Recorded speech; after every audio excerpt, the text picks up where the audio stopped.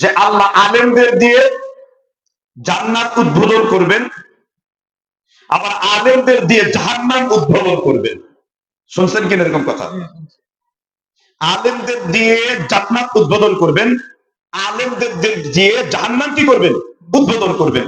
এই পুরা কথাটির ব্যাপারে শেখ আলবানী বলেছেন মারদুদ, প্রত্যাখ্যাত, লা আসলালা, এই কথার কোনো ভিত্তি নাই। আল্লাহর রাসূলের কোন জাল হাদিসের মধ্যে এইসব কথাবার্তা নেই। এগুলো মানুষের মুখরোচক এক্সট্রিমির সেকুলার এবং পপুলার বামপন্থী ইসলাম বিরোধী নাস্তিক এবং মুরতাদরা এইসব কথা সমাজের মধ্যে ছড়িয়েছে। বুঝতে পারছেন কিনা? বরং কোরআনে কারিমে বৈপরীত্য দেখতে পাওয়া যায়। আল্লাহ সূরা ফাতিরের 28 নম্বর আয়াতে বলেছেন ইন্নামা ইয়াখশাল্লাহা মিন ইবাদিহিল উলামা। রব্বে কারীম আল্লাহ রাব্বুল আলামিন কোরআন কারিমে বলেছেন নিঃসন্দেহে আল্লাহ রাব্বুল আলামিন কে সবথেকে বেশি ভয় করে যারা, তারা হলো আলেম।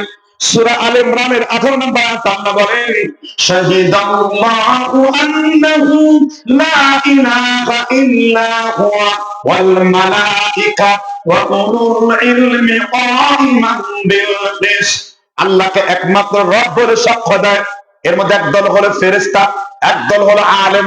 তারপর আল্লাহ বলেছেন উলুল ইলমি দারাজাত। অন্য আয়াতে আল্লাহ বলেন উতুল ইলমি দারাজাত, আমি আল্লাহ আলেমদেরকে এই দুনিয়ায় সবচেয়ে বেশি উচ্চ মর্যাদা দান করেছি। আল্লাহ তাআলা আলেমদেরকে শুধু উচ্চ মর্যাদাই দিয়েছেন। আসলে যারা আলেম তারা কখনো কবিরা গুনাহ করে না। আসলে যারা আলেম আল্লাহ দেন কুল হাল ইয়াস্তাউল্লাযীন আ'মা ওয়াল বাসীর। ও বিশ্বনবী, যারা আলেম এবং যারা আলেম না তারা সমান না। অন্ধ আর চোখওয়ালা লোক সমান না। ওয়ালাল যিল্লু ওয়ালাল হারুর, রৌদ্র আর ছায়া সমান না। এই জন্য আলেমদেরকে আল্লাহ উচ্চ মর্যাদা দেবেন, এটাই সঠিক। কিন্তু আলেম দিয়ে জাহান্নাম উদ্বোধন করবেন, এইরকম মিথ্যা কথা যারা বলে লানাতুল্লাহি আলাল কাযিবিন। আল্লাহ তাআলা বলেছেন মিথ্যুকদের উপরে আমি আল্লাহর পক্ষ থেকে তাদের উপরে লানত। এই মিথ্যা কথা, প্রচলিত এই মিথ্যা কথার ব্যাপারে আমাদের অবশ্যই সতর্ক থাকতে হবে। ঠিক তবে ঠিক জোর বলেন। আপনারা কি আমার কথা বুঝতে পারতেছেন কিনা? আচ্ছা, তাহলে প্রথম জাহান্নামীদের পরিচয় দিচ্ছি। আর এই জাহান্নামীদেরকে আপনারা ডেকে এনে এই ওয়াজ মাহফিলের মধ্যে বসান। আমি হাদিসের বাইরে ছাড়া কোনো কথা বলবো না। বলবো কিনা? কি শুনতে চান? এই হাদিস বুখারীতে জাহান্নামের বিবরণে, মুসলিমে জাহান্নামের বিবরণে, মিশকাতে 4072 নম্বরে, মেরকাতে 2856 নম্বরে, মুসান্নাফে আব্দুর রাজ্জাকে 4036 নম্বরে, মুসান্নাফে ইবনে শাইবাতে 5035 নম্বর, চতুর্থ খণ্ডে জাহান্নামের বিবরণে আলোচনা আছে। এই হাদিস কি? উসরিয়া লাইলাতান, আল্লাহর নবী রাতের বেলায় মেরাজ করলেন। মেরাজ আপনারা বুঝেন তো মেরাজ কি? বলেন তো মেরাজ কাকে বলে? এই দুনিয়া থেকে আল্লাহর অনুমতি ক্রমে আল্লাহর রাসূল তিনি এই পৃথিবী থেকে উপর দিকে গিয়েছেন, আল্লাহর সান্নিধ্যে গিয়েছেন। মেরাজ আবার দুই প্রকার। আল্লাহর নবী কাবা থেকে বাইতুল মাকদিস পর্যন্ত এই মেরাজটুকু স্বপ্নে করেছেন, এটা অধিকাংশ মুফাসসিরদের রায়। কিন্তু আল্লাহর নবী জান্নাতের বিশাল একটা প্রাণী বোরাকের উপর চড়ে আল্লাহর নবী মেরাজ করেছেন। এটা সশরীরে করেছেন, এটা স্বপ্নে করেন নাই। কিন্তু কেউ যদি পুরাটাকেই মনে করেন রাসূল সশরীরে মেরাজ করেছেন, তার ঈমানের মধ্যে কোনো কমতিতে থাকবে না। কিন্তু কেউ যদি আল্লাহর নবী সশরীরে মেরাজ করেছেন এই কথাকে কেউ যদি অস্বীকার করে সে কাফের হবে, কোনো সন্দেহ নাই।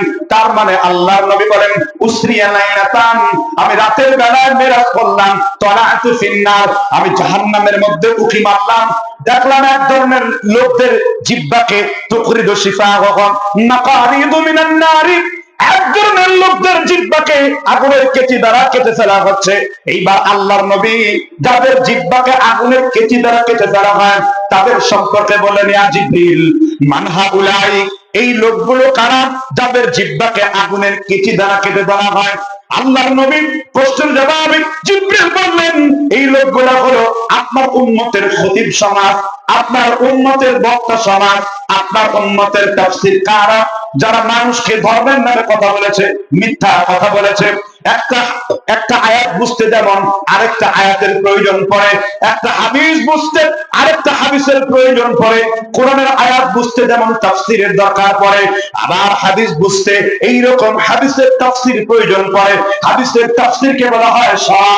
আল্লাহর নবী ইবনে মাজার মধ্যে আরেকটা হাদিসের মধ্যে বলেছেন, নিঃসন্দেহে কিয়ামতের পূর্বে এমন কিছু বক্তা বের হয়ে যাবে, লিইদহিকা বিহিল কওম, মানুষকে দেখানোর জন্য, মানুষকে হাসাবার জন্য, মানুষকে কাঁদাবার জন্য বক্তব্য করবে।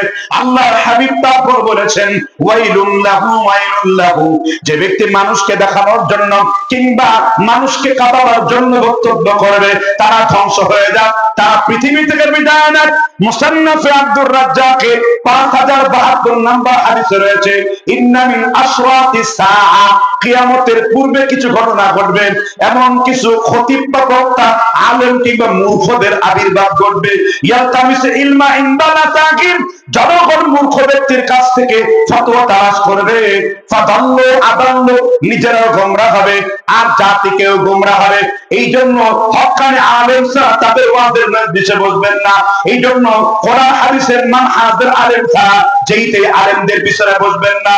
এই মর্মে দলিল রয়েছে মুসলিম শরীফের 7 নম্বর পৃষ্ঠার মধ্যে, ইবনে সিরিন রাহিমাহুল্লাহ বলেন, ইন্না হাদাল ইলম দীনুন ফানজুরু আম্মান তাখুযুনা দীনাকুম, তুমি কার কাছ থেকে দ্বীন গ্রহণ করছো তাকে ভালো করে খেয়াল করো। তোমার হুজুর যদি আল্লাহর কিতাব থেকে দলিল দেয়, আল্লাহর নবীর হাদিস থেকে দলিল দেয়, তাহলে তুমি তার কথা শুনতে পারো। এই মর্মে হাদিস উল্লেখ রয়েছে মুয়াত্তা মালিকের মধ্যে 1014 নম্বর। আল্লাহর হাবিব বলেন, মান ক্বালা বিহি সাবাকাম আমালা বিহি উজরা হাকামা বিহি আদিলা। আল্লাহর নবী বলেছেন, যে ব্যক্তি আল্লাহর কোরআন থেকে কথা বলল, আল্লাহর রাব্বুল আলামিন নিজের হাতে তার প্রতিদান দেবেন।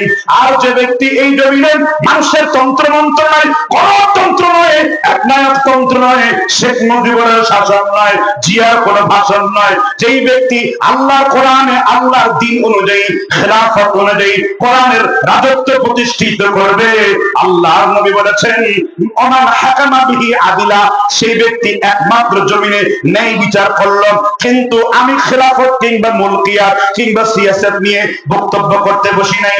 আমি ওই হাদিসের অংশ থেকে বলছি, যে ব্যক্তি কোরআন থেকে হাদিস থেকে কথা বলবেন, তার কথা যদি আপনি মেনে নিতে পারেন, তাহলে আপনি জান্নাতি হবেন।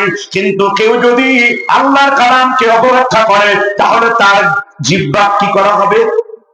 আগুনের কেচি দ্বারা কি করা হবে? কেটে ফেলা হবে। আপনাদের সমাজে এমন কিছু তাফসীর কারক নিয়ে আসেন, এই ধরনের কাজ করে না? আমি কিন্তু একটা উদাহরণ দেব। যখন আপনি ক্যাসেট শুনতেছেন, এক হুজুর ওয়াজ করতেছে, মুসার সাথে জান্নাতে যাবে একজন কসাই, কি বলবেন? সুবহানাল্লাহ। ঠিক না? ঠিক।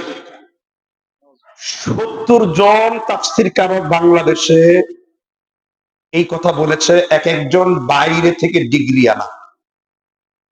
মুসার সাথে জান্নাতে যাবে একজন কসাই, ঠিক না? কি ঠিক না? অথচ ভাই, তাদেরকে যদি ধরেন যে এই কথাটাকে আপনাকে কিয়ামত পর্যন্ত সময় দিলাম, এটা কোন কিতাবে আসছে? আমি 47,000 কিতাব সার্চ করে এই কথাটি মাফাতিহুল জিনান, এক মিশরীয় মাজার পূজারী বক্তা, যিনি আল্লাহর নবীর 1092 বছর পরে, মানে 1100 বছর পরে এক বিদাতি কিতাবের মধ্যে এই ঘটনা লিখছে। অথচ একদিনও উম্মতের সামনে এই কথা বয়ান করার আগে এটা সে খবর লইল না যে কথাটা সঠিক না ব্যাঠিক। এই কথাগুলো যে বলছি, আল্লাহর নবীর রিসালাতের সামনে একজন জালিলুল কদর পয়গম্বর, যার সাথে আল্লাহ তুর পাহাড়ে মেরাজ করেছেন, যিনি আল্লাহর সাথে সরাসরি কথা বলেন, যার নামে কোরআনে কারীমে 123 বার আলোচনা হয়েছে, তিনি মুসা কালিমুল্লাহ আলাইহিস সালাম। তার জান্নাত হবে একজন কসাইয়ের সাথে, একজন রাসূলের সামনে এইরকম কথা বলে, যাকে আল্লাহ তাআলা বলেন উলিল আজমি মিনার রাসূল। 5 জন নবীকে বলা হয় সর্বশ্রেষ্ঠ রাসূল, ইব্রাহিমকে, নূহকে, মূসাকে, ঈসাকে, আর আমার নবী মুহাম্মদ রাসূলুল্লাহকে। এই 5 জন নবী হলো সকল নবীর উলিল আজম, সুবহানাল্লাহ বলেন। প্রধান নবী, principal prophet, principal messenger, delivered the messenger by the উম্মাহ, উম্মার দিকে তারা ছড়িয়ে দিয়েছেন। কিন্তু দেখেন, তাফসিরে বসে জাহান্নামের বিবরণের আলোচনা করতে বলছেন। আর হাদিসটা কি? তাহলে এই ধরনের লোকের জিহ্বাকে আল্লাহ আগুনের কেচি দ্বারা কি করবেন? কেটে ফেলবেন। কারণ এই মিথ্যা একটা হাদিস বর্ণনা করার জন্য সে জান্নাতি হবে না জাহান্নামী হবে? এই জাহান্নামে কে পাঠিয়েছেন? আমরা? কে? হাদিস বুখারী শরীফে ৭৩ জন সাহাবা হাদিসটা বর্ণনা করেছেন। মানে ৭৩টি সনদে ৭৩ জন, ৭০-এর অধিক সাহাবা হাদিসটি বর্ণনা করেছেন। এই হাদিসকে বলা হয় মুতাওয়াতির, অর্থাৎ ৬০ জনের সাহাবার বেশি কোন হাদিস বর্ণিত হলে উসুলে হাদিসের পরিভাষায় এটাকে মুতাওয়াতির হাদিস বলা হয়। পরম্পরায় হাদিসটিকে শুনতে চান কিনা? আমি আপনাদের হেদায়েতের জন্য বলছি, আপনারা তাফসীর আয়োজন করবেন জান্নাতের আশায় না জাহান্নামের আশায়? এমন একজন ব্যক্তি যদি এই ধরনের কথা বলে, তাহলে আর মানুষ যদি এতে গোমরা হয় আর এদেরকে দাওয়াত দিলে এই জাহান্নামের ভাগদার আপনার তাফসীর করতে হবে। ঠিক না ঠিক? পূর্ণ হাদিসটা বলে দিচ্ছি। আব্দুল্লাহ ইবনে ওমর রাদিয়াল্লাহু আনহু তিনি বর্ণনা করেছেন, আল্লাহর নবী মুহাম্মদ রাসূলুল্লাহ এই যে পেছনে আমার নবীর উপর দরুদ পড়েছি, কিন্তু কিছু লোকেরা আল্লাহর নবীর দরুদ পড়ে নাই। আল্লাহর নবীর উপরে একবার যদি আপনি দরুদ পড়েন 3টি লাভ হবে।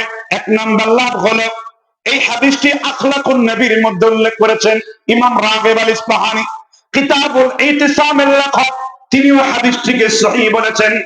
1 নাম্বার লাভ হলো, যে ব্যক্তি আল্লাহর হাবিবের উপর ঘন ঘন দরুদ পড়বে, রাযাকা হাইসু লা ইয়াহতাসিব, এমন এমন জায়গা থেকে তোমাকে রিজিক দেওয়া হবে, কল্পনা করতে পারবে না।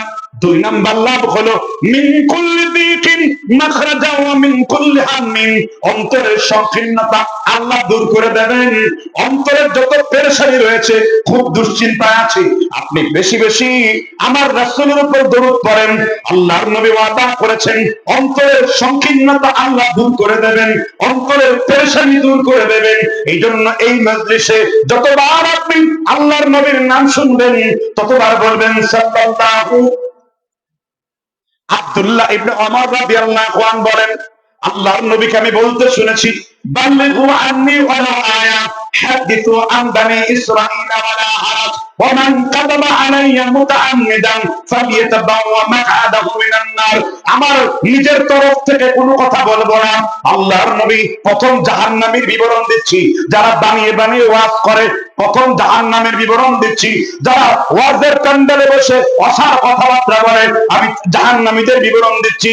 যেই মুফাসসির কোরআনের আয়াত পড়ার পরিবর্তে, রাসূলের হাদিস পড়ার পরিবর্তে বানিয়ে বানিয়ে মিথ্যা কথা বলবে, আল্লাহর হাবিব এই সমস্ত মুফাসসিরের জিহ্বাকে আগুনের কেচি দ্বারা কাটতে দেখেছেন। আল্লাহর নবী বলেছেন, ওমান কাযাবা আলাইয়া মুতাআম্মিদান ফালিয়াতাবাওয়া মাকআদাহু মিনান নার। যেই কথা আমি আল্লাহর নবী বলি নাই, এমন কোন কথা যদি আমি রাসূলের পক্ষ থেকে বানায় বানায় ওয়াজ করে, তাহলে তার থাকার জায়গা কোথায়? হাদিস বলে দিয়েছি কার? শিখ আপনারা নেবেন। এখন একটা জাহান্নামের কথা যদি আপনারাও জি ঠিক ঠিক বলেন, আপনি কি? আপনি কি? ও জাহান্নামী আর আপনার জাহান্নামীর মুখ, ঠিক না ঠিক?